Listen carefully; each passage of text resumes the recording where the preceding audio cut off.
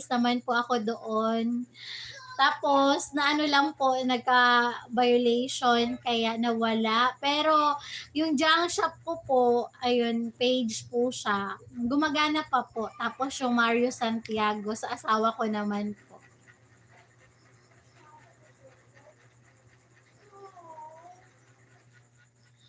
Madelete pa yung waiting mo. Opo. Opo, ano, kakaiba talaga. Ano siya, single mom po kasi si Ma'am Tisha Channel. Tapos sabi niya gano'n sa akin, meron din ako mga kasamahan, ano din, ano, may mga asawa, pero gano'n yung content nila, sabi niya gano'n. Sabi ko, sige po, panoorin ko na lang po kayo, pero hindi hindi ko po yan kaya. Ayun, support ko po kayo pero hindi ko po gagawin. Sabi kong gano'n na maganyan din ang content. Sabi kong gano'n. Kasi hindi hindi kaya ng powers.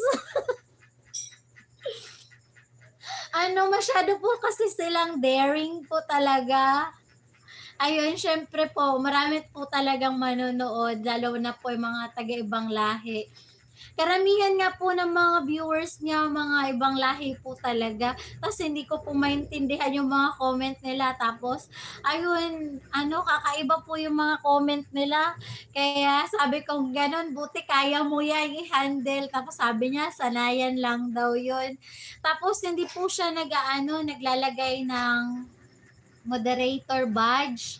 Kasi ano po, mga ano nga, mga harsh-harsh yung kanilang mga comment. Ganon. Tapos, ano po siya, madami daw po siyang dinidelete lagi. Tuwing live niya po kasi marami pong nagko-comment ng mga bad comment po, ganon. Opo, choice nila yun. Sabi nga po niya dahil daw po sa ganong content, ano daw po siya, nakaka 6 digits daw po siya na earnings.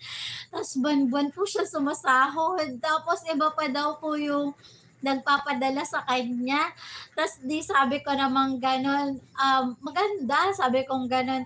Kaso hindi pa kaya na ang aking powers yan, sabi kong ganon.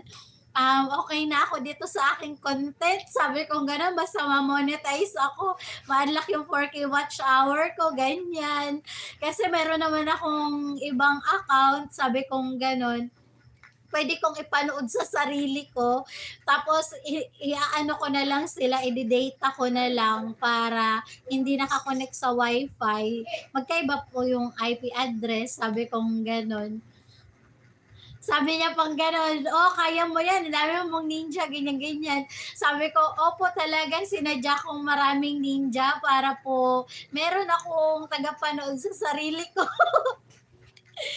Ayun, ta's sabi ko pong gano'n, "Hindi ako susuko kasi 3 na yung cellphone kong nasira kaka-live." Alam niyo po yung feelings na pagka naka-graduate ka ng 1K watch hour, may isang gadget na susuko. Hanggang doon na lang talaga siya. Kaya sabi ko sa mga gadgets, pag nakasahod na tayo dito kay YouTube, ipapagawa ko kayo. Ngayon, pahinga muna kayo dyan. Kasi wala pa tayong income. Ayun. Nakakatuwa rin po mag-YouTube, ayun.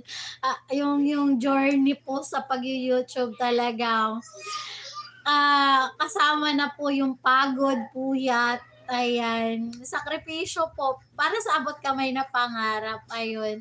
Nung naano ko po yung 3K, ang sarap-sarap sa feelings kasi yung pakiramdam na, wow, nagbunga naman pala yung aking pagpupuyat. Yung habang nahihimbing sa pagtulog ang lahat, ikaw, nasa harapan ng camera, nagdadaldal kahit wala kang kausap, gano'n.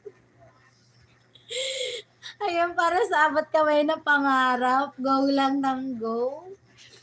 Ang saya-saya lang at ang sarap-sarap sa feelings kapagka po gano'n. Tapos makikita mo yung watch hour mo araw-araw na daragdagan. So, effective yung pagla-live.